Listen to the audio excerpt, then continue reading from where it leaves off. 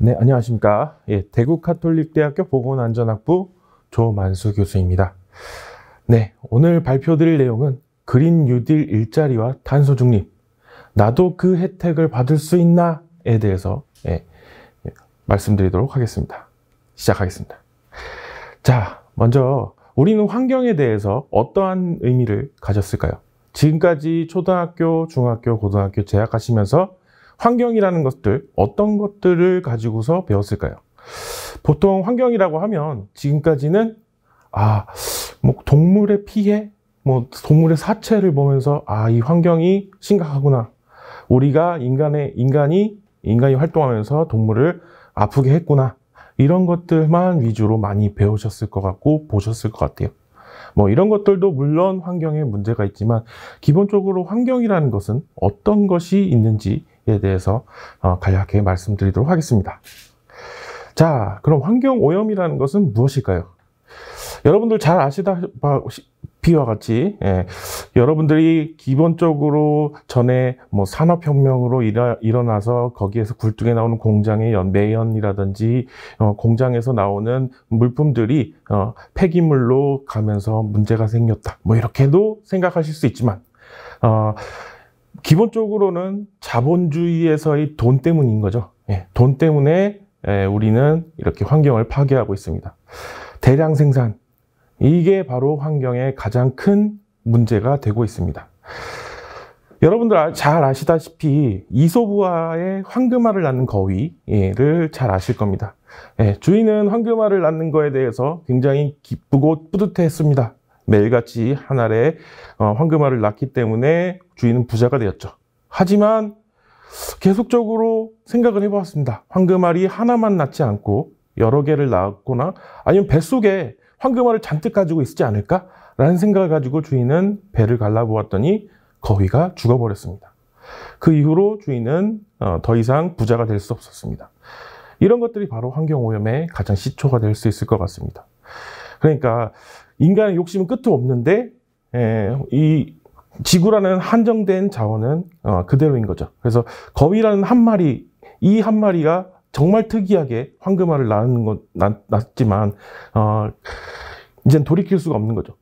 배를 갈랐기 때문에 돌이킬 수가 없게 된 겁니다. 자, 그러면 환경오염 어떤 것이 있는지 이 하나의 그림으로 볼 수 있을 것 같습니다. 좌측 왼쪽에 위쪽에 보시면 아름다운 환경의 모습, 여기에 놀러 가고 싶죠. 여기에 빠져들고 싶습니다. 하지만 밑에 왼쪽에 아래의 소고기, 우리는 진짜 소고기 맛있게 먹고 있죠. 근데 이 소고기가 이렇게 다량으로 있으면 먹고 싶을까요? 아마 소고기를 다루시는 분들도 소고기는 이제 물려서 질려서 먹고 싶지 않을 겁니다. 그리고 그림만 보더라도 소고기는 이걸 우리가 먹어야 되나 죄책감도 들고요. 오른쪽 위에 보시면 한우, 우리는 한우 정말 맛있게 잘 먹고 있습니다. 근데 비싸서 못 먹죠. 돈이 많이 듭니다. 한우를 한 마리가 있을 때는 환경오염이 절대 파괴되지 않습니다. 옛날에는 환경오염이라는 것 자체가 없었죠. 한 마리 한 마리 집에서 마구간에서 한 마리 키우던 시절이 있었습니다.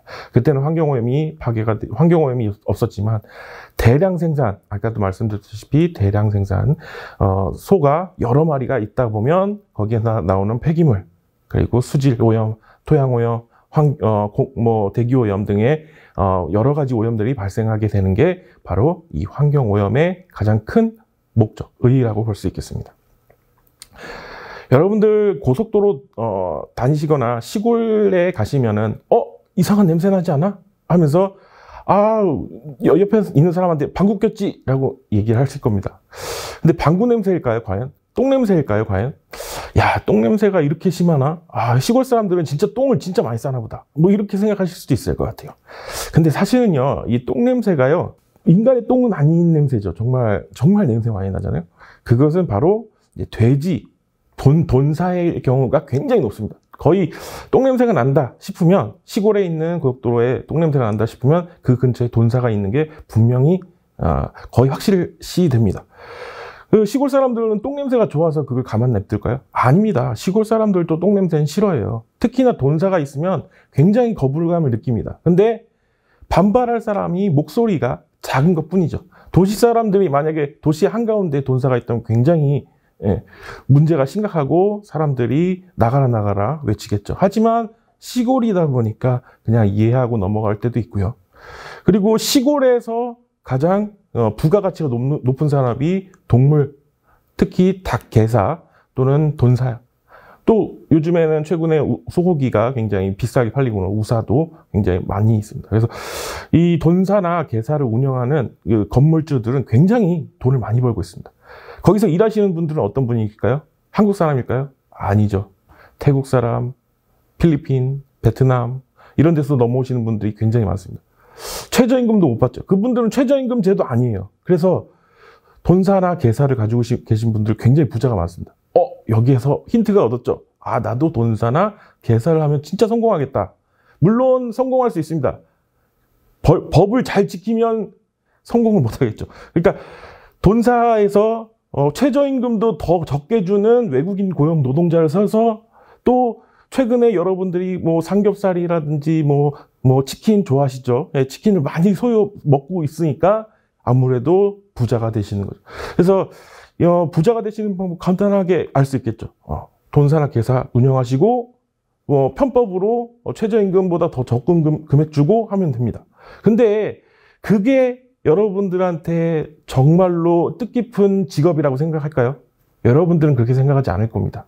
그리고 편법을 저지르는 것 자체가 여러분들은 이미 떳떳하지 못한 상황에서 만약에 자녀라도 있으면 자녀의 교육도 문제가 될 것이죠. 그러다 보니까 여러분들은 돈사나 게사 운영하는 거에 대해서 환경이라고 생각하지 않을 겁니다. 최근에 코로나 가운데서도 여러분들 너무 힘들으셨을 겁니다. 이 코로나도 굉장히 독감 중에서도 굉장히 위험한 독감이라고 볼 수 있을 것 같은데요. 종류가 조금 다르긴 하지만 독감의 종류라고 볼 수 있을 것 같고요. 또한 구제역이나 AI 많이 들어보셨을 겁니다. 조류독감이라고 하는데요. 이 AI가 구제역이나 AI가 많이 생기는 이유가 뭘까요? 좁은 공간 내에서 굉장히 밀집된 공간 내에서 동물 복지가 전혀 이루어지지 않은 상태에서 동물을 기르다 보니 그냥 단순하게 동물을 감기가 걸리는 것 뿐입니다. 겨울철에 감기 걸리듯이. 특히나 구제역이나 AI는 여름철에 거의 안 나타납니다. 겨울철에 나타납니다. 왜 그럴까요? 사람하고 똑같습니다. 사람도 감기에 걸릴 때 기본적으로 겨울에 많이 걸리잖아요. 여름 감기는 개도 안 준다. 이렇게 얘기도 하잖아요. 그러니까 개도 안 걸린다. 이렇게 얘기하잖아요. 그러니까 이 여러분들이 생각하기에는 이 구제역이나 AI가 독감이라고 그냥 옆에 오른쪽에 아이가 콧물 흘리는 것처럼 자연스럽게 걸린다고 하시면 되겠습니다. 근데 왜 독감에 걸렸는데 돼지나 닭을 왜 이렇게 살처분을 많이 할까요? 그건 바로 전염이 된다는 사실이죠. 근데 독감이나 감기나 크게 코로나가 아닌 이상은 굉장히 코로나가 굉장히 크게 이슈가 되고 있지만 코로나가 아닌 이상은 크게 문제가 없었습니다. 실질적으로 진짜 문제가 크게 없습니다. 그냥 단순하게 코나 손발이 발진이 일어나거나 아니면은 그냥 감기가 증상이 일어나는 발열 증상이 일어나는 그런 현상이 일어납니다. 근데 그런 현상이 일어났다고 해서 살처분하는 건 너무 가혹하지 않느냐? 맞습니다. 돼지는요, 말 그대로 한 5%에서 10% 체중이 빠진다고 합니다. 체중이 빠지면서 고기 질이 나빠지고 고기 질이 안 좋아지는 거죠. 근데 그렇다고 해서 크게 먹는 데는 문제는 없습니다. 근데 그 5%에서 10%의 금액이 굉장히 큽니다. 여러분들 생각해 보십시오. 소고기 100g 또는 돼지고기 100g 요즘 10,000원이 넘어가죠. 아마 돼지고기 100g 먹을 때 10,000원이 넘어가는데 그게 5%라면 돼지가 출하하는 게 보통 100kg일 때 출하를 합니다. 거기에 5kg, 10kg이 빠진다면 굉장히 큰 금액이죠. 50만 원, 100만 원이죠. 거기에 한 마리당 단 한 마리가 걸리는 게 아니라 1,000마리, 2,000마리씩 걸리는 거죠. 그러다 보니까 살처분을 할 수밖에 없고 이렇게 농가의 피해를 받지 않기 위해서 일부러 돼지를 살처분하는 것입니다. 이런 게 바로 환경 파괴의 가장 근본적인 원인이 되겠죠. 밀집된 공간 내에서 대량 생산하는 거. 이게 바로 환경오염의 가장 주범이 될 수 있겠습니다. 자, 이런 것들의 독감이나 아니면 이런 조류독감, 구제역 이런 것들은 모두 미생물이라는 매개체에서 발생하게 됩니다. 이 미생물 안에는 바이러스, 세균, 진균은 이제 곰팡이죠. 곰팡이도 말 그대로 감기에 걸리게끔 하는 균들이 있고요. 세균도 마찬가지로 감기에 걸리게끔 하는 균들이 있고, 특히나 이제 여러분들이 잘 아시는 바이러스, 예, 세균의 하나의 일종이죠. 바이러스는 질환을 발생시키는데 가장 큰 오염균이라고 볼 수 있겠습니다. 물론 유익한 균들도 있겠죠. 유산균이라든지 효모균, 여러분들이 좋아하시는 막걸리 먹을 때 좋아하시는 그런 균들도 있겠지만, 이런 것들의 균들은 기본적으로 미생물이 발현돼서 생기는 병들이 많이 있습니다. 특히나 이런 미생물들은 손발을 잘 깨끗이 안 씻었을 때 가장 많이 일어나는데, 여러분들이 많이 보셨을 거예요. 이제 코로나 때문에라도 여러분들이 많이 접해보셨을 것 같은데, 손발 깨끗이 씻지 않거나 아니면은 세척, 손 세척제, 이런 것들이 많이 생겨났죠. 이런 것들을 안 했을 경우에 손에서 손에서 미생물이 증식하게 되는 이런 것을 입으로 또는 코로 들어갔을 때 감기 또는 더 큰 전염병에 걸리게 되는 것이죠.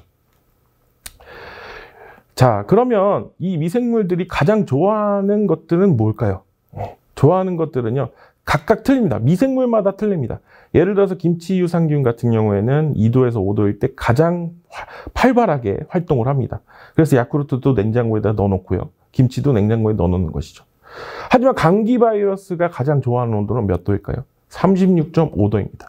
사람의 체온은 몇 도라고요? 36.5도. 감기가 사람한테 들어올 때 굉장히 좋아하는 온도이고 좋아하는 환경이기 때문에 또 모기원도 많죠.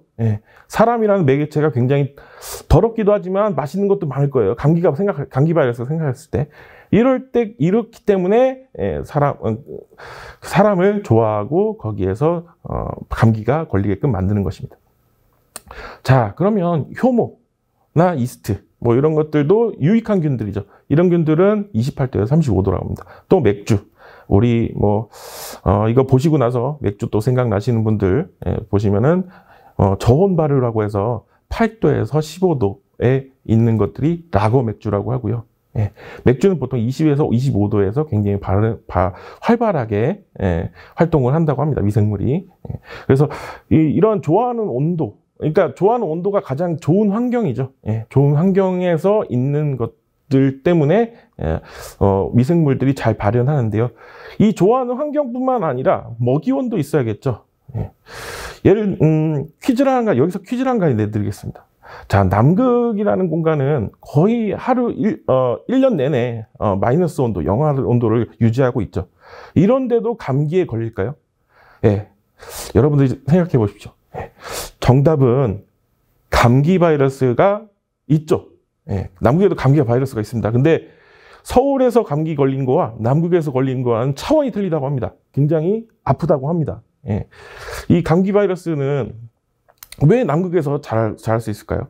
기본적으로 여러분들 배우셨을 때 바이러스나 세균 등은 영하 온도에서는 절대 활동할 수가 없습니다. 그래서 냉장고가 아니라 냉동고에 넣어놨을 때 아이스크림이 썩지 않고 고기들도 썩지 않고요. 밥도 냉동고에 넣어놓으면 나중에 먹을 때 전자레인지에 돌리면 맛있게 먹을 수 있잖아요. 썩지 않고 오랫동안 보관할 수 있습니다. 바로 세균이 활동하거나 진균이 활동하지 않는 것이죠. 근데 남극이 이론적으로는 영하 온도에서는 절대 발현되지 않지만 이런 남극에서 발생되는 이유는 단 한 가지 있습니다. 실내 공간. 남극에도 연구기지, 세종기지가 있죠. 거기에서 활동하는 실내 공간이 있고 거기에서는 최적의 온도, 그리고 사람의 체온은 또 36.5도죠.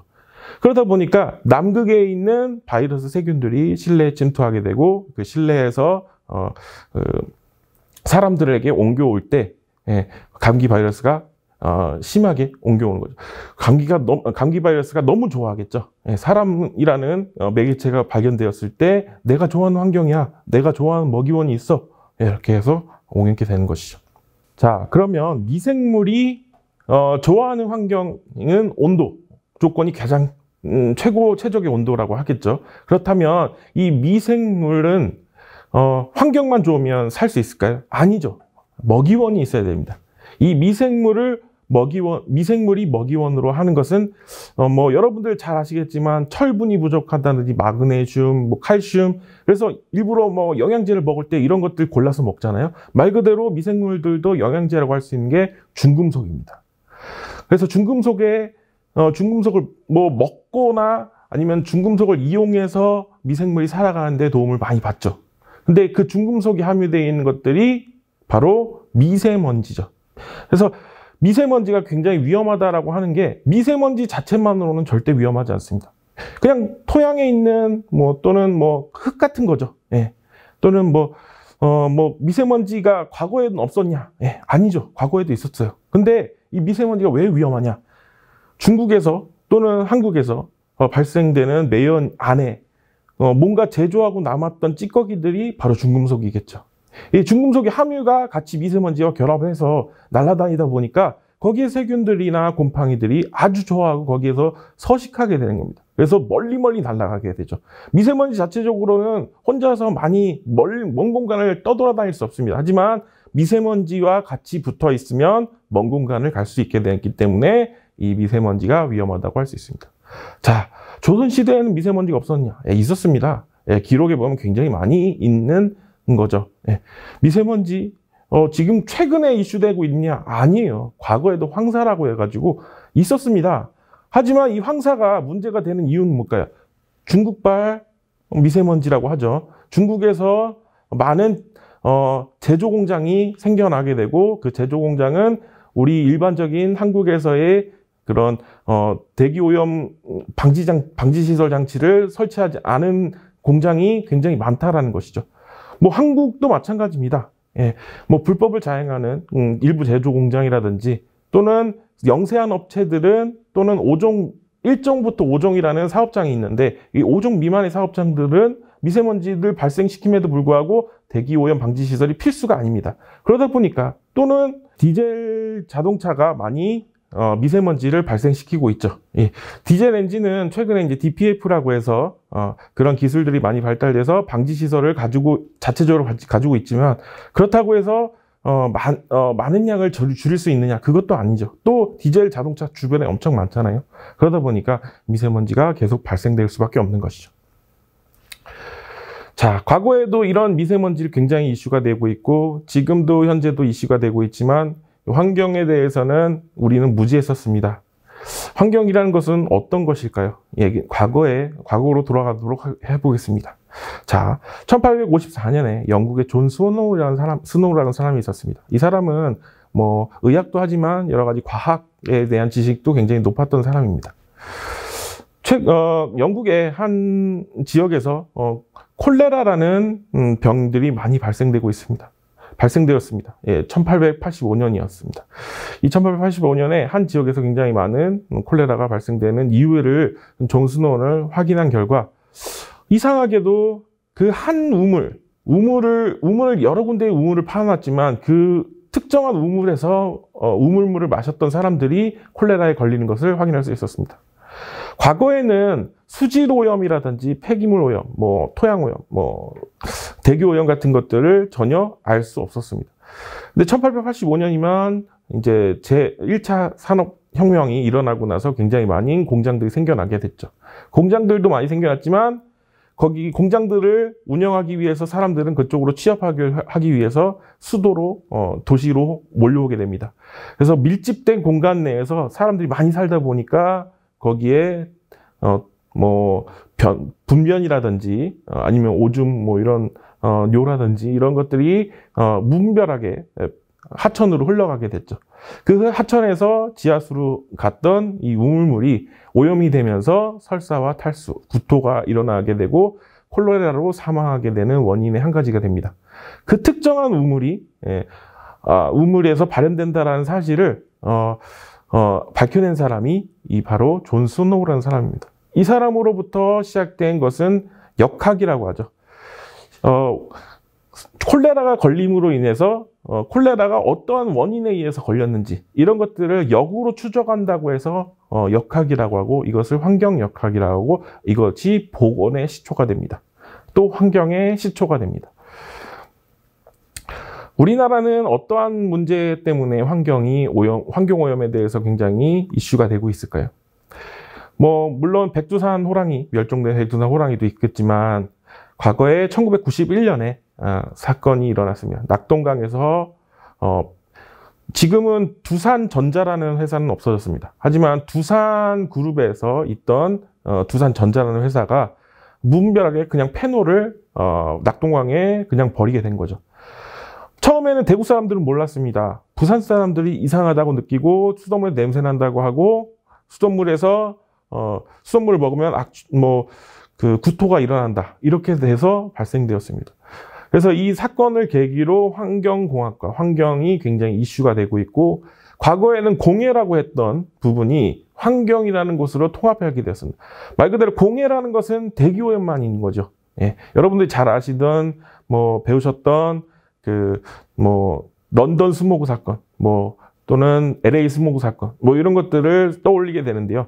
그때는 공해였습니다. 예. 공해, 말 그대로 공기 중에 오염이죠. 하지만 환경은 전체적으로 수질 오염, 폐기물 오염, 이런 것들이 생성되게 되는 것이죠. 아직까지 이슈가 되고 있죠. 인천의 수돗물이 유충에 발생되었다. 또 최근에 삼성전자 큰 대기업에서 반도체 공장에 일했더니 사람이 암에 걸리더라. 예, 한두 명이 아니었죠. 예. 그리고 미세먼지, 기후변화, 이거 모두 환경에 이슈가 되고 있습니다. 점차 이슈가 되는 거지 한 번에 이슈가 되지는 않습니다. 말 그대로 여러분들이 선택하시는 솔직히 수능을 잘 보셨다면 의대나 약대나 치대 이런 데로 갈 수 있었지만 수능이 성적이 안 좋아서 이 환경을 선택하신 분들이 좀 꽤 있을 거라고 생각합니다. 말 그대로 의대도 과거에 의학 지식이 전무했었던 시절부터 쭉 역사를 되짚어 봤을 때 의학 지식이 한 번에 쌓이거나 한 번에 이슈가 된 건 아닙니다. 점차 의학에 대해서 발달되고 나서 이렇게 역사가 깊어지게 되는 것이죠. 말 그대로 환경도 역사가 이렇게 깊어지게 되는 겁니다. 자, 그러면 환경은 여러 가지가 있습니다. 어떤 것이 가장 중요할까요? 공기, 물, 음식 이런 것들로 크게 나눌 수 있습니다. 사람은요, 공기를 하루에 18kg을 먹고요. 물을 1.2리터를 먹고 음식을 1.3kg을 먹는다고 합니다. 절대적으로 18kg을 먹는다라고 생각하지 않겠죠. 하지만 사람은 여러분들 생각했을 때 공기가 5분 정도 없다, 산소가 5분 정도 없다 하면 아마 저는 3분 내로 죽을 것 같은데요. 예, 저는 도저히 못 견딜 것 같아요. 공기가 없으면. 숨 막고 있으면 숨 막혀서 못 살 것 같습니다. 근데 물은 없어도 하루 정도는 살 수 있을 것 같습니다. 그리고 음식은 많이 뉴스에도 나오지만 한 40일 정도까지 물만 먹고 사신 분들도 계시다고 하죠. 예. 그랬을 때 음식이나 물이나 공기는 사람에 있어서 필수 요소가 됩니다. 근데 이런 것들이 가장 크게 먹는 것들은 공기가 될 수 있겠어요. 공기는 18kg의 하루를 먹기 때문에 특히나 이 공기도 실내 공기, 예, 우리는 실내 공간 내에서 굉장히 많이 머물러 있죠. 버스나 지하철도 마찬가지로 실내 공기의 하나의 공간입니다. 또 공장, 사무실 마찬가지로 실내 공간이죠. 그러다 보니까 이 실내 공간이 굉장히 중요하게 됩니다. 이 실내 공간의 이 공기를 매일같이 먹는다라는 것을 파악하는 것이 아마 여러분들 배우셨을지 모르겠지만 노출평가라는 테마입니다. 예. 노출평가를 가지고서 독성을 곱해주면 유해성 평가가 되는 것이죠. 아마 배우셨을 거예요. 그래서 이 노출평가의 가장 기본적이 되는 것은 공기라고 볼 수 있습니다. 아마 여러분들 소파 밑에서 먼지 쌓인 것들을 볼 수 있을 것 같습니다. 이게 어떤 성분일까요? 사람들은 궁금해했습니다. 이건 밖에서 외부에서 공장의 매연 때문에 온 거야. 아니면 자동차 매연 때문에 온 거야 라고 생각하겠지만 이거 바로 성분을 분석해 봤더니 영국의 과학자들이 성분을 분석해 봤더니 사람의 때 또는 머리카락, 거의 사람에서 나오는 머리카락이나 때 또는 옷에서 섬유질 이런 것들이 쌓이고 쌓인 게 이렇게 회색 빛깔로 나오는 이것도 바로 미세먼지의 한 종류라고 볼 수 있겠습니다. 그렇다면 여러분들은 환경학을 배우다 보니까 이 환경에 대한 어디에서 과연 살아야 될까? 나는 환경은 어떤 것들이 좋을까? 예, 퀴즈를 한번 내보도록 하겠습니다. 자, 두 가지의 집이 있습니다. 오른쪽은 방글라데시의 어느 한 저택에 있는 집이라고 합니다. 아무것도 없죠. 예, 좀 폐허가 되는 느낌이죠. 예, 우리나라에서 여기서 살려고 하면 못 살 것 같죠. 하지만 환경에서는 어디가 좋을까요? 왼쪽에 신축 아파트에서 이렇게 윤택한 삶을 사시는 게 좋겠습니까? 아니면 오른쪽에 방글라데시에 있는 한 저택에 살겠습니까? 뭐 여러분들 뭐 잘 아시겠지만 왼쪽에 살고 싶겠죠. 하지만 환경을 생각하시는 분들이라면 오른쪽에 사는 것도 나쁘지는 않습니다. 예. 왼쪽에 여러 가지 자재들이 많죠. 기구들이 많죠. 전자기기에서 발생되는 오존이라든지 매연이라든지 또는 바닥재, 천정재 이런 데서 발생되는 실내 공기 오염 물질은 여러분들을 삶을 편하게 해줄지 모르겠지만 바람에 걸리게끔 유도할 수 있습니다. 특히 폐암에 걸리게끔 유도할 수 있겠죠. 그래서 여러분들은 공기, 물, 음식 이런 것들을 먹으면서 살고 있는데 가장 중요한 건 뭘까요? 여러분들 아마 기사 같은 것들 선택하실 때 굉장히 유용할 것 같습니다. 그리고 앞으로도 환경이 이슈가 되고 미래 산업에서 먹거리가 될 만한 게 어떤 것이 있을까 생각했을 때 음식일까요? 물일까요? 공기가 좋을까요? 뭐 바꿔서 말씀드리자면 수질 기사가 좋겠습니까? 대기 환경 기사가 좋겠습니까? 예. 뭐 답은 뭐 정해져 있죠. 사람은요, 5분 이상 공기, 산소가 없으면 살 수가 없어요. 즉, 대기는 아직까지 굉장히 뭐 보이지도 않고요. 눈에 보이지도 않고, 공기는 눈에 보이지도 않고 하기 때문에 뭐 앞으로 연구할 분야도 많고 일자리도 많이 생성될 겁니다. 그렇다고 해서 수질이나 뭐 음식이나 분야가 문제가 되거나 아니면 일자리가 적어지는 건 아닙니다. 하지만 공기만큼 많아지진 않을 거라는 거죠. 전 세계 공기 오염의 사망자는 700만 명 가까이 된다고 합니다. 뭐 코로나보다 훨씬 많죠. 이게 1년에 700만 명이 사망한다고 합니다. 거기에 조리 과정, 실내 공기 오염으로 사망하는 사람이 430만 명이라고 합니다. 1년에 사망하는 인원이죠. 코로나보다도 훨씬 더 심각하게 문제가 되고 있죠. 우리나라의 사망 원인은 가장 큰 원인은 뭘까요? 암입니다. 뭐 여러분들 잘 아시겠지만 암이 가장 대표적이겠지만 최근에는 이 암이 세분화되어 있습니다. 뭐 갑상선암, 뭐 폐암, 간암, 신장암, 대장암 뭐 여러 가지 부위가 있죠. 그 중에서 가장 많이 사망하는 것이 폐암입니다.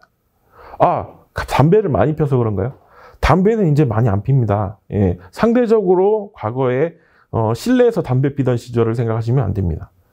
근데도 이렇게 폐암이 많이 사망하게 되는 원인은 뭘까요? 담배뿐만이 아니라는 거죠. 예, 여러 가지 원인이 있습니다. 특히나 남성들이 더 많다고는 하지만 뭐 여성분들도 담배를 안 폈는데도 폐암에 걸릴 확률이 굉장히 높게 나오고 있습니다. 이런 것들은 뭘까요? 물론 흡연이 가장 큰 원인이 되겠죠. 또 간접 흡연, 또 3차 흡연, 4차 흡연이 있겠죠. 근데 간접 흡연뿐만 아니라 성면이라든지 라돈이라든지 또 직업군에 따라서 분진을 많이 생성되는 곳에서 일을 하게 되면 폐암에 걸릴 확률이 높게 됩니다. 폐암 증상은 다음과 같은 증상이 있는데 통증이 없기 때문에 통점이 없습니다. 이 아픈 곳이 없기 때문에 폐암은 서서히 썩어 들어가지만 자신은 모르게 되는 거죠. 진짜 아프게 됐을 때는 이미 폐암은 사기가 되고 말기가 되어서 더 이상 고칠 수가 없게 되는 겁니다.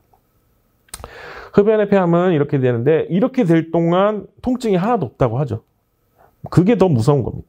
성면은 과거에 굉장히 이슈가 되고 있었죠. 예, 성면에 함유된 슬레이트 지붕이라든지 여기에서 막 고기를 구워 먹거나 이런 것들이 실질적으로 방송을 타고 고기 구우면 맛있다라고 뭐 인식되고 있었죠. 그런데 2008년부터 성면은 전면 교체가 됩니다. 전면 판매 금지, 수출 금지, 뭐 수입 금지, 예, 전면 금지가 됩니다. 이 성면은 바늘과 같습니다. 이 미세먼지는 두리뭉실하지만 이 성면은 바늘과 같아서 폐에 꽂히게 됩니다. 그럼 바늘이니까 그냥 뭐 가시 박힌 거랑 똑같네요. 그냥 폐에서 바늘 빼면 되겠네요. 라고 생각하겠지만 이 바늘 크기가 굉장히 작습니다. 사람 눈에도 보이지 않고요. 이걸 빼려면 이 가슴을 갈라가지고 폐를 하나하나씩 망원경으로 들여다봐야 되는데 그렇게 할 수가 없습니다. 결국 이 꽂힌 부분은 암이 생성되고 거기에서 암세포가 계속 퍼지게 되어서 폐암에 걸리게 되는 겁니다. 라도는 원인 자체가 굉장히 특이하죠. 방사선이라는 것을 이용해서 암에 걸리게 됩니다. 자, 그러면 이 공기질 사망의 원인 폐암은 이걸 어떻게 예방을 해야 되느냐. 앞으로는 계속 폐암이 더욱더 많이 일어날 겁니다. 뇌졸중이나 뭐 간암이나 뭐 당뇨나 이런 것들보다도 압도적으로 많아질 겁니다. 그렇다고 고등어를 먹지 말아야 될까요? 그렇다고 조리를 하지 말아야 될까요? 조리를 하더라도 반드시 위에 팬이라고 하죠. 후드 팬이라고 합니다. 이것을 켜고 또는 공기청정기를 옆에 설치하고 고등어를 굽는 것을 추천드립니다. 최근에는 에어프라이기 같은 것도 많이 생성되는 이슈가 되고 있는 게 에어프라이기 자체는 과거에도 있었습니다. 근데 지금 이슈가 되는 건 이런 조리 시에 발생되는 연기를 차단하는 데 그 목적이 크다는 것에 이슈가 되고 있죠. 그래서 고등어나 뭐 달걀 많이 드십시오. 괜찮습니다. 문제는 그런 연기들, 그런 눈에 보이지 않는 것들을 잘 저감시키는 게 중요합니다. 즉 공기청정기 집에 있으면 내 수명이 증가하게 되는 원인이 될 수 있으니 공기청정기 많이 보급하면 좋겠습니다. 하지만 공기청정기 비쌀 수도 있지만 그렇게 생명과 바꾼 거라면 그렇게 많이 비싼 편은 아닙니다. 제가 공기청정기 광고하는 건 아니고요. 공기청정기만큼이나 지금 최근에 신축 아파트들은 공기순환기, 자체적으로 공기순환기를 설치하고 있습니다. 그래서 신축 아파트 같은 경우에는 공기청정기만큼이나 효과를 볼 수 있는 천장에 달려있는데 여러분들 사용하시는지 안 하시는지 모르겠지만 신축 아파트는 반드시 달려 있습니다. 여러분들 많이 사용하시고 또는 가장 중요한 건 공기청정기보다 더 중요한 게 있습니다. 그냥 자연환기. 환경오염을 줄이는 데 있어서는 가장 중요한 건 환기입니다. 환기. 그래서 창문을 열어두시는 거. 한 3시간마다 한 번씩 집안에 환기를 시키시는 게 여러분들의 수명을 늘리는 데 가장 중요하다고 볼 수 있고 폐암을 줄이는 데 가장 좋다고 볼 수 있겠습니다. 자, 환경오염의 주범을 줄이기 위해서 환기라는 것을 알 수 있겠죠. 자, 최근에 살충제 계란이라고 생겼습니다. 살충제 계란 이슈가 되고 있었죠.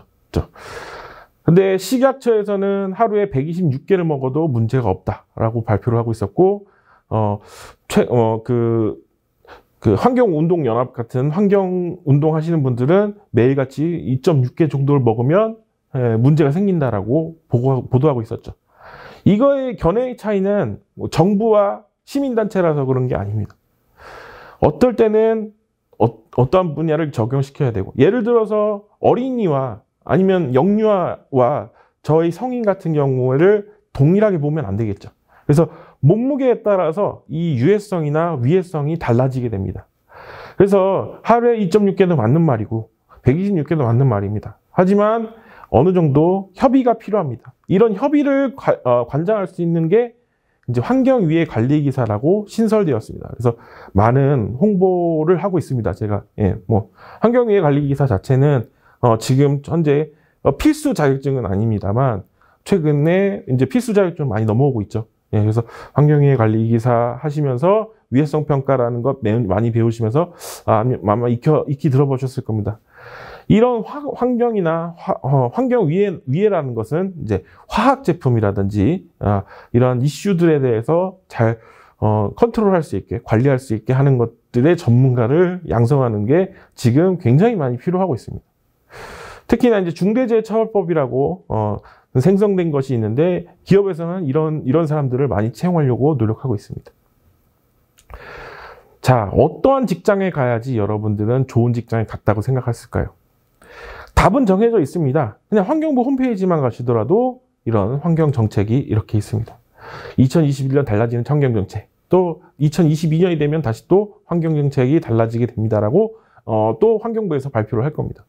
2021년에 달라지는 환경정책을 보시면 이러한 것들이 행정의 예측성을 높았습니다. 뭐 폐쇄 대상의 사회주의가 확대됩니다. 이런 것들을 공부하시는 분들이 환경에 대해서 좋은 직장을 들어가시게 될 겁니다. 뭐 계속 뭐 댐으로써 쓰레기를 유입을 방지합니다. 하수의 뭐 유기물질을 측정할 전망입니다. 뭐 이런 것들의 정책들을 잘 이해하시는 분들이 면접도 잘 보시게 됩니다. 당연히 좋은 직장에 들어가실 수밖에 없죠. 이런 것들을 잘 대응하시는 분들이 좋은 직장을 들어가시고 연봉이 높게 될 겁니다. 이거 매년같이 발표가 되고 환경부에서 공유가 되니까 이런 것들을 한번 확인해 보시면 좋을 것 같습니다. 마찬가지로 대구시든 서울시든 환경부에서 따라가는 거는 지자체에서도 이런 것들을 따라갑니다. 그래서 산업뉴딜, 휴먼뉴딜, 공간뉴딜 해서 거기에는 환경보건정책이라든지 탄소중립 이런 것들을 많이 홍보하고 있고 이런 것들에 대한 인재상을 많이 뽑도록 유도하고 있습니다. 국가에서도 바보가 아닌 이상 계속 이런 식으로 환경에 대해서 유도하고 있고 환경을 지키려고 하고 있지만 한 번에 지켜지지는 않습니다. 그렇기 때문에 여러분들이 많이 필요하게 되는 거죠. 그리고 환경 자체는 기본적으로 40년 안팎이 됩니다. 40년이라고 하는 것은 여러분들 아직 환경을 초창기에 만드셨던 분들은 아직 살아 계시죠. 뭐 여러분들 배우셨을지 모르겠지만 이런 다양한 학문들이 있지만 뭐 의학이라든지 약학이라든지 간호학 같은 경우에는 이미 나이팅게일 사망하신 지 꽤 됐죠. 그만큼 오래된 역사를 가지고 있습니다. 그러니까 지금 가장 핫 이슈이고 취업률이 굉장히 높고 지금 많이 필요한 인재상으로 남았지만 앞으로 환경은 더욱 시간이 지나면 지날수록 더욱더 이슈가 되고 많은 인재상이 필요하게 되는 것이죠. 그런 것들을 확인하기 위해서는 환경부 홈페이지 잘 확인하시고 여기에서 칼럼 같은 것들이 있습니다. 이런 것들 한 번씩 읽어보시면 좋은 취업하는 자세를 보일 수 있고 면접을 잘 보실 수 있을 겁니다. 자, 그럼 환경은 어떤 분야들이 있는지 확인해 보겠습니다. 환경직은 신규 채용 분야 정보가 10가지 정도가 됩니다. 공무원, 공공기관, 공사, 공기업이 있고요. 재단이나 법인이나 비영리 법인도 있고요. 해외 취업을 해서 UN이나 뭐 WHO, EPA 같은 곳에 취업할 수 있습니다. 창업이나 대표이사도 가능합니다. 그래서 여러 가지 10개의 분야에 들어가시는 분야를 추천드리고 이런 분야가 굉장히 많죠. 자, 이런 것들은 한 가지로 나뉠 수 있습니다. 여러분들 잘 배우셨겠지만 NCS라는 것이 있습니다. 능력에 따라서 뽑게 되는데 그 능력도 분류체계가 있고 우리는 23번이라는 분류체계를 가지고 있습니다. 23번의 환경에너지 안전은 산업환경과 환경보건, 자연환경, 환경서비스, 에너지자원, 산업안전 이런 것들을 나눌 수 있고 여기 안에는 각각 기사들이 있죠. 이런 기사들을 획득하게 되면 굉장히 좋은 직장을 선택할 수가 있습니다. 거기에 이슈가 되고 있는 최근 코로나 문제 때문에 좀 더 많은 직무 능력과 그리고 직장들이 필요할 겁니다. 그래서 하나로 정리를 해보았습니다. 직무 분야는 작업환경 측정이 있고요. 기업체 보건관리가 있고 산업보건, 국공립기관, 건설업 보건관리, 독성안전 생명, 그리고 기타 보건 분야 국공립기관이 있습니다. 각각의 필요한 자격증들이 있으니까 이런 것들을 확인해 보시고 자격증을 획득하시면 무조건 취업됩니다. 이것 때문에 취업이 안 된다. 이건 말도 안 됩니다. 기사를 따게 되면 취업되는 거 다 알고 있습니다. 하지만 기사가 너무 어렵죠. 그래도 또 기사를 땄는데도 잘 안 되던데요 하시는 분들은 아마 기타 외국어 분야에 보시면 뭐 2년 이내 공인 성적에 토익이나 뭐 이런 것들이 없으셔서 또는 영어 회화나 석사학위가 없으셔서 많이 취업을 못 하시는 경우가 있을 겁니다. 원하시는 직장에 못 들어가셨다면 이런 기사 획득 플러스 기타 외국어 스펙을 갖추는 게 중요하지만 중요합니다. 뭐 여러분들 다 아시겠죠. 그것보다 더 중요한 회사가 있지 않느냐. LH라는 회사. 여러분들이 분노를 하셨을 텐데 이 LH라는 회사만 다니면 되지 않느냐. 최근에는요. LH보다 더 높은 회사가 있습니다. 어떤 거냐면요. 환경영향평가라고 하는 겁니다. 뭐 잘 뉴스에도 나왔지만 장릉에 있는 장릉 왕무덤이죠. 김포에 소재하고 있는 이 왕무덤이 아파트의 경관을 가린다고 해서 아파트를 철거하는 사건이 발생되고 있습니다. 그리고 최근에 2019년 7월부터 10만 제곱미터 이상의 공동주택, 아파트죠. 아파트는 무조건 환경영향평가를 실시해야 됩니다. 이것뿐만 아닙니다. LH에서 관장하는 모든 땅들은 환경영향평가를 거칠 수밖에 없습니다. 즉, 정부가 LH보다 훨씬 빠른 게 환경영향평가라고 볼 수 있겠습니다. 환경영향평가만 잘 알고 있으면 또 환경영향평가는 공개가 되죠. 여기 왼쪽에 그림을 보시면 ELASS 이 홈페이지 들어가시면 내 주변에 우리 집 주변에 어느 공간에서 공사를 하고 어느 공간에서 아파트를 짓는 것들을 실시간으로 확인할 수 있습니다. 환경영향평가가 들어가져야 LH에서 그 다음에 손을 볼 수가 있는 거죠. 그래서 환경영향평가가 기본적인 거고요. 10만 제곱미터 이상이 감이 안 오시는 분들은 그냥 서울에 있는 홍대 캠퍼스를 생각하시면 되겠고, 각각의 캠퍼스를 나열했으니까 우리 학교가 있으면 여기에 참고하시면 되겠습니다. 홍대 캠퍼스는 굉장히 작죠. 한번 찾아보십시오. 굉장히 작은 공간, 서울대 옆에 오른쪽에 있는데 굉장히 작게 표현되고 있습니다. 서울대, 홍대도 굉장히 큰 부지라고 생각하겠지만 여기에 뭐 거의 아파트라면 거의 대부분 환경영향평가를 받아야 된다는 얘기죠. 그렇다면 이 환경안전경영, 즉 환경영향평가 플러스 이 환경안전경영을 통하여서 어떠한 분야들이 양질의 취업이 있는가, 이런 것들을 확인해 보겠습니다. 양질의 환경안전경영은 조 바이든 대통령이 주장하는 바와 동일합니다. 최근에 이런 것들 주식 사면 무조건 떠오른다, 이렇게 알고 있을 겁니다. ESG라고 해서 환경과 경영은 뗄 수가 없다는 겁니다. 즉 기후변화라든지 탄소 중립, 그리고 깨끗한 맑은 그런 이미지를 갖고 그 기업을 경영하는 데 있어 굉장히 좋은 그런 순기능을 가지고 있는 직장이 많이 분포가 되어 있습니다. 이런 것들을 대비하면서 여러분들이 취업을 준비하시는 게 좋겠는데요. 그러면 스펙이 중요하느냐? 스펙도 중요하겠지만 스펙보다 더 중요한 건 아까 말씀드렸던 기사보다 더 중요한 건 뭘까요? 여러분들의 마음가짐이죠. 기사 없어도 됩니다. 스펙 없어도 됩니다. 여러분들이 생각했을 때 환경에 대해서 전문가라고 하면 뭐 저도 마찬가지로 자격증이 하나도 없거든요. 저도 마찬가지지만 여러분들도 생각했을 때 자격증이 그렇게 크게 여러분들을 취업에 대해서 좌우하지는 않습니다. 하나의 그 목표를 가지고서 계속 나아가면 됩니다.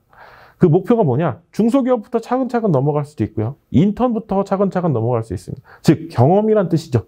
경험을 많이 쌓게 되면 이러한 취업의 문이 높아질 겁니다. 최근에 이슈가 되고 있습니다. 자격증을 못 따시는 4년제를 졸업하신 분들, 특히나 이제 코로나 기간 때문에 학업이 그렇게 유능하게 많이 준비를 하고 졸업하신 분들이 많이 없을 겁니다.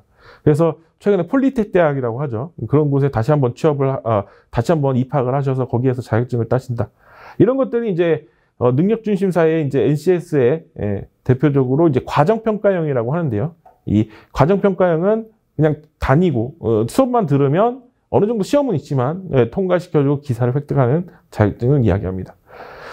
그래서 폴리텍 대학이나 뭐 이런 전문 대학을 한 번 더 다니시는 분들이 있는데 뭐 그런 것도 좋습니다. 그런 것도 좋지만 이런 것들을 배우는 이유는 말 그대로 경험이 많기 때문에 경험을 배우려고 하는 것들이죠.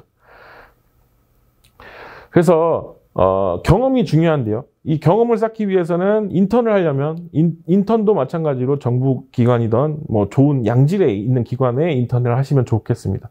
이런 양질에 있는 인턴 기관은 잡알리오에서 확인하실 수 있고요. 정부기관 같은 경우에 또는 공기업 공사하는 잡알리오에서 확인할 수 있고, 대기업 같은 경우에는 캐치라는 사이트가 있습니다. 여기에서 인턴을 치게 되면 환경 인턴 또는 보건 인턴, 뭐 안전 인턴 뭐 이런 식으로 치게 되면 그 인턴에 대해서 굉장히 많은 정보가 나오고 있고 많이 채용하려고 노력하고 있습니다. 기업에서도 많이 채용을 노력하려고 있고요.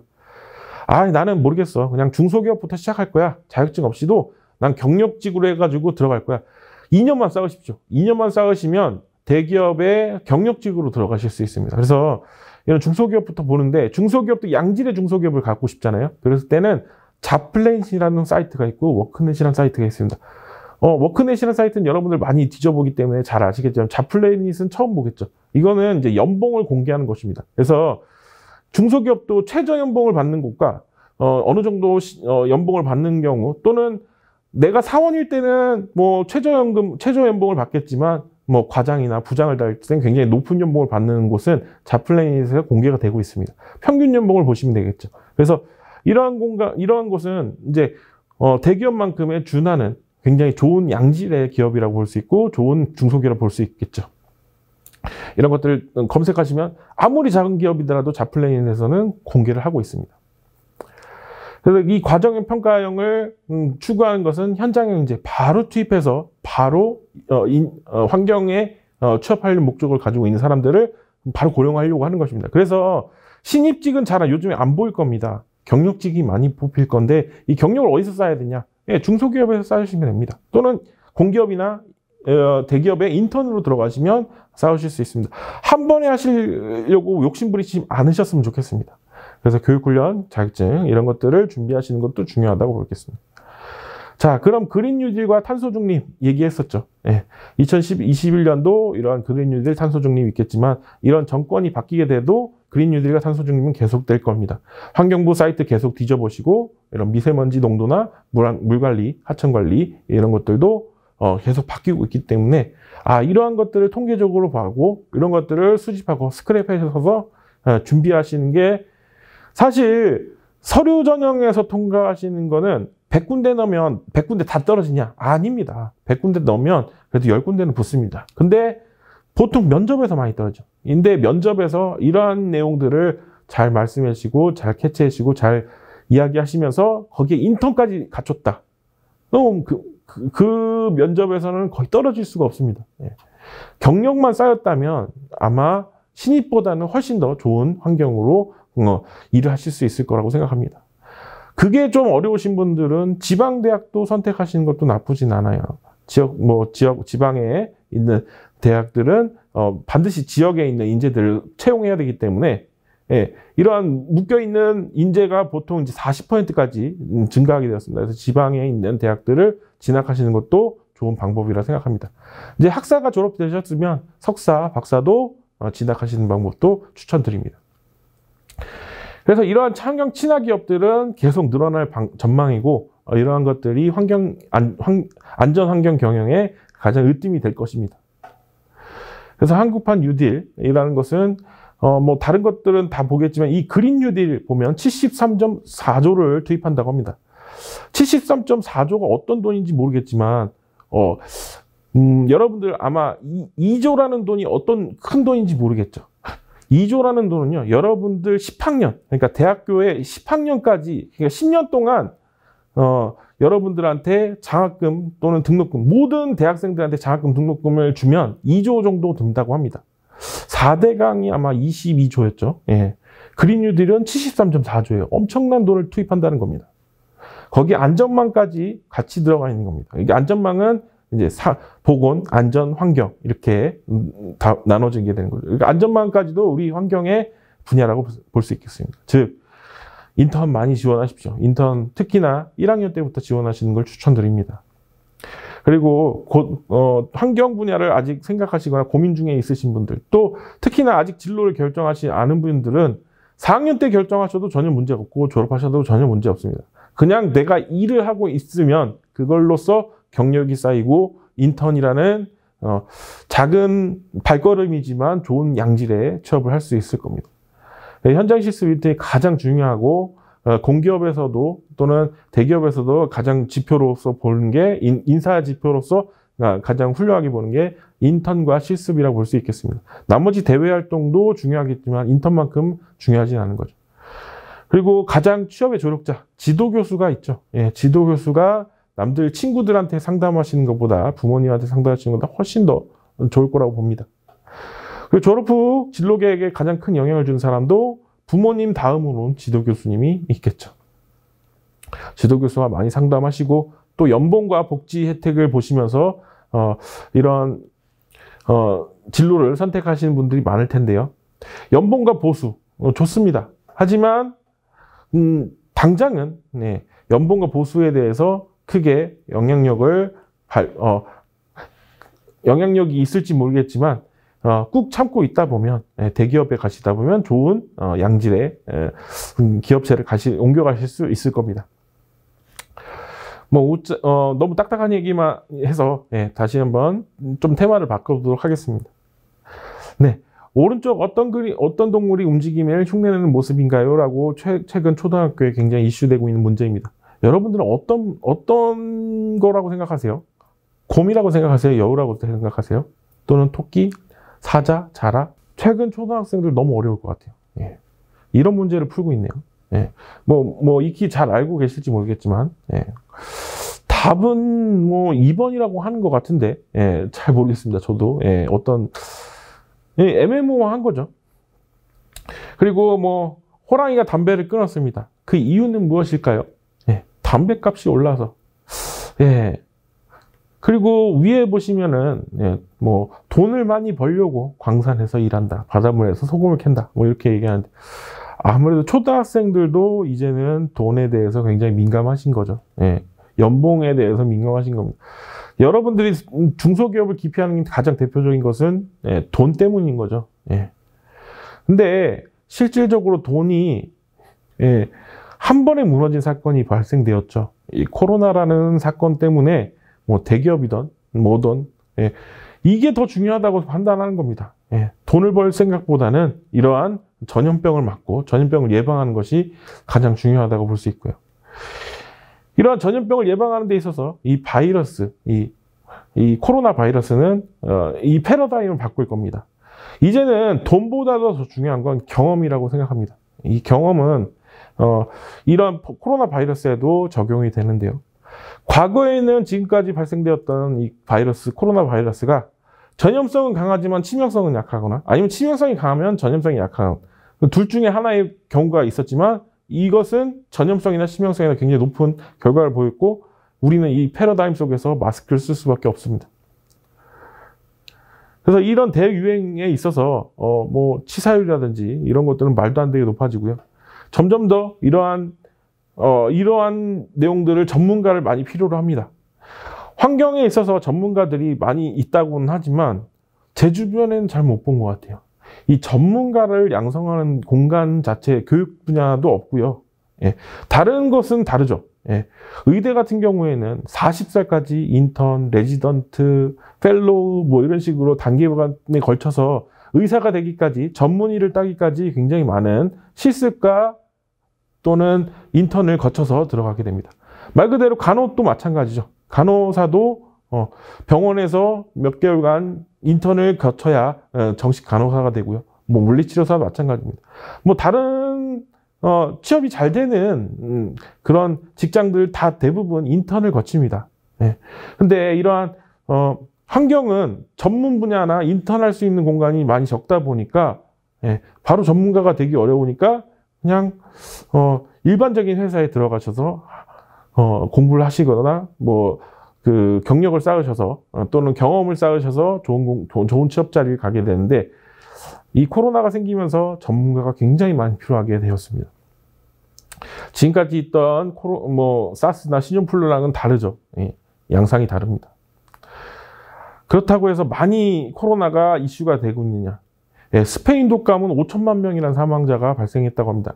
아직 코로나는 5천만 명까지는 아니죠. 이런 스페인 독감만큼 위험하느냐? 그것도 잘 모릅니다. 아직까지는 잘 모를 거예요. 근데 앞으로는 모르는 게 더욱더 사람들을 전문가를 필요로 한다는 걸 잘 알고 계실 겁니다. 최근에 기후변화에 관련돼서도 굉장히 이슈가 되고 있습니다. 특히나 엘니뇨, 라니냐 때문에 태풍이나 이런 것들이 많이 발생되고 지진이라든지 한파 이런 것들이 많이 발생되고 있습니다. 또 최근에 모기가 급증하고 있고 이런 모기들은 과거에도 그랬지만 말라리아라는 병이 지구상에서 가장 많이 전염병으로 사망하게 된 원인이 된 균이 되겠습니다. 이 말라리아가 발생되면서 이런 말라리아까지도 환경과 보건에 이런 전문가들이 양상하고 있습니다. 그래서 여러분들 이건 취업이 너무 어렵고 취업이 너무 힘들다. 그냥 무조건 대기업 가고 싶은데 대기업에 가기 힘들어서 이 사회는 아닌 것 같아. 나는 이 다음 생에 살고 싶어 하시는 분들이 많을 겁니다. 앞으로 자살률을 보시면은 세계 OECD 최상위 국가로 한국이 있습니다. 특히나 이 자살률이나 사망률에 있어서도 1위가 10세부터 30세까지, 39세까지 대표적으로 1위가 사망률의 1위가 자살이라고 볼 수 있겠습니다. 40세부터 80세까지는 암이죠. 이 암들은 폐암입니다. 그래서 사망하는 것만큼 관심 있고 내가 살고 죽는 거에 관심 없는 사람은 없을 겁니다.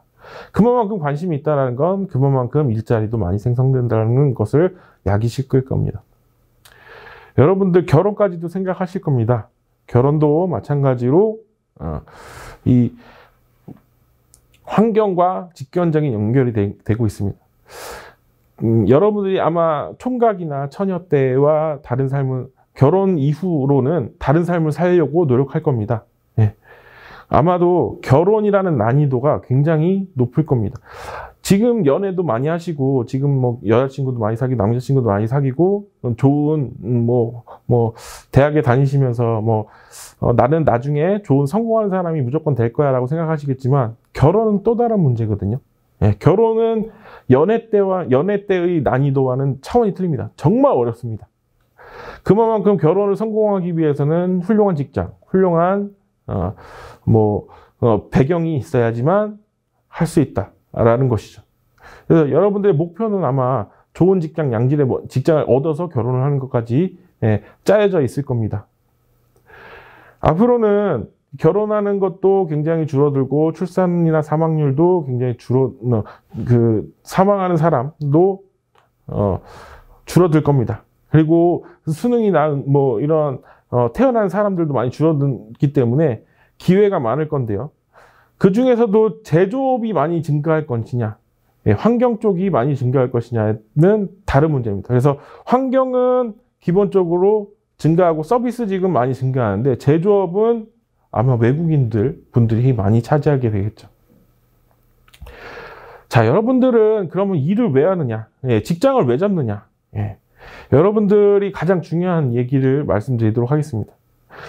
그 직장은 다른 거 없습니다.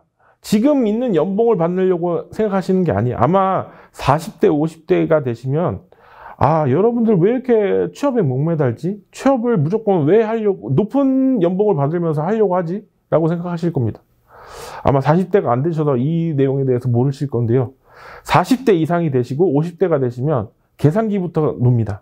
그래서 연봉 계산을 하게 됩니다. 왜 그럴까요? 만 65세 이상이 되면 직장에서 무조건 잘리게 돼 있어요. 근데 내가 사는 기대 수명, 그러니까 수명은 85세, 79세까지 살고 있거든요.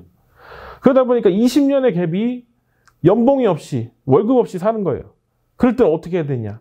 연금밖에 받을 수 있는 경우가 없겠죠. 그러다 보니까 공무원 연금을 찾게 되고, 국민연금보다 공무원 연금이 훨씬 좋다 보니까 공무원을 가라. 공무원은 왜 200만 원도 못 받으면서 왜 거기 가지? 라고 생각하실 수 있는데 연금이 좋기 때문에 이 공무원을 선택하는 것입니다. 즉, 연금을 위해서 여러분들이 일하는 거지 지금 당장의 연봉을 가지고서 일하시는 건 아닌 거죠. 그래서 이 연금에 대해서 굉장히 공부를 좀 많이 하시는 게 부동산 공부하고 비트코인 공부하는 것보다 훨씬 더 나을 겁니다. 장기적으로 보셔야 됩니다. 장기적으로. 그리고요, 대기업은 마찬가지로 여러분들 잘 익히 잘하시겠지만 10년 이상 다니기가 굉장히 힘듭니다. 10년 이상 다녔으면 금속 연수에 따라서 표창장 같은 것도 나옵니다. 그만큼 힘들다라는 거죠. 그만두게끔 하는 겁니다. 그래서 공무원이나 공공기관에 물론 공공기관과 공무원은 직장에서 나가는 건 없지만 처음부터 연봉이 굉장히 작죠. 근데 대기업은 처음부터 연봉이 크잖아요. 근데 짧고 굵게 다니는 거죠. 그래서 대기업 같은 경우에는 10년의 10년의 그런 연수를 다니시고 나서 그만두시는 경우가 많은데 그 다음에 어디를 가야 되느냐. 이게 되게 중요한 겁니다. 했을 때 이 좋은 직장이라는 것을 생각했을 때 대기업은 기본적으로 야근도 많고 잔근도 많고 카드를 일부러 안 찍고 막 출근하는 경우도 많이 있거든요. 카드를 찍는다는 건 출퇴근 카드죠. 그래서 이런 출퇴근 카드를 찍지 않고 출근하고 하면 몸이 고장나고 힘듭니다. 그만큼 돈을 많이 주는 만큼 사람을 많이 써먹으려고 하고 젊었을 때 많이 써먹으려고 하는 거죠. 근데 40살 넘어가고 50살이 넘어가면 나올 수밖에 없는 거예요. 왜 나올 수밖에 없느냐? 자꾸 옮겨 다니거든요. 자녀들은 커가고 초등학교는 졸업하고 막 이렇게 했는데 나는 갑자기 서울에 있다가 부산으로 내려가고 부산에 있다가 제주도로 내려가고 제주도로 있다가 삼척시로 가고 뭐 울릉군으로 가고 예, 울릉군으로 가면 아마 여러분들 못 버틸 겁니다. 예, 뭐 해외로 가거나 예, 이렇게 되면 못 버틸 겁니다. 그래서 그만둘 수밖에 없는 입장인데 이게 마지막 페이지일 겁니다. 대기업을 다니시는 이유는 단 한 가지죠. 여러분들이 돈을 많이 받기 위해서, 연봉을 많이 받기 위해서도 중요하겠지만 가장 중요한 건 대기업에 가시면 그 양질의 인맥들이 다릅니다. 대기업에 가시는 분들 대부분이 좋은 대학을 다니시고 좋은 대학에서 졸업하시거나 아니면 대학에서 굉장히 열심히 노력하셔서 대기업에 가셨던 분들이 있을 겁니다. 그런 분들은 바보가 아니거든요. 계속 경험도 쌓고 계속 훌륭한 인맥들을 쌓으시면서 훌륭하게 가시는데 대기업을 나가심으로 인해서 대기업만큼 연봉을 받고 싶어 하실 거 아니에요? 그럴 때 인맥이 작용하게 됩니다. 그래서 인맥은 우리 대한민국 조선사회에서는 뺄래야 뺄 수가 없습니다. 그래서 이 인맥을 잘 컨트롤하시고 관리하신다면 30대, 20대에서 못 누리셨던 것을 40대에서, 50대에서 잘, 나가실 수 있을 겁니다. 특히 환경 관련된 인맥들을 잘 가지고 계시면 환경 쪽으로 사업을 하시거나 아니면 중소기업을 다니시더라도 인맥으로 좋은 직장을 다니실 때 더욱더 좋을 거라고 생각합니다. 그래서 마지막에 결론은 환경은 굉장히 분야가 좁다. 환경에서 거치는 사람들은 여러 사람이 있는데 이 거치는 사람들이 모두 인맥으로 연결되어 있다. 수질이나 폐기물이나 토양이나 모두 대기환경기사가 다 할 수 있다. 그래서 대기환경기사가 무조건 중요하냐? 아니죠. 대기환경기사, 수질환경기사 뭐 다 있으면 좋겠지만 하나를 따시고 거기에 인턴과 실습을 병행하셔서 좋은 직장, 양질의 직장을 선택하시면 좋겠습니다. 네, 그러면 오늘 이상으로 강의를 마치겠고요. 여러분들이 좋은 직장을 선택하시려고 궁금하신 점이 있다면 이메일로 질문을 주시면 좀 더 좋은 답변을 드리도록 하겠습니다. 이상으로 마치도록 하겠습니다. 감사합니다.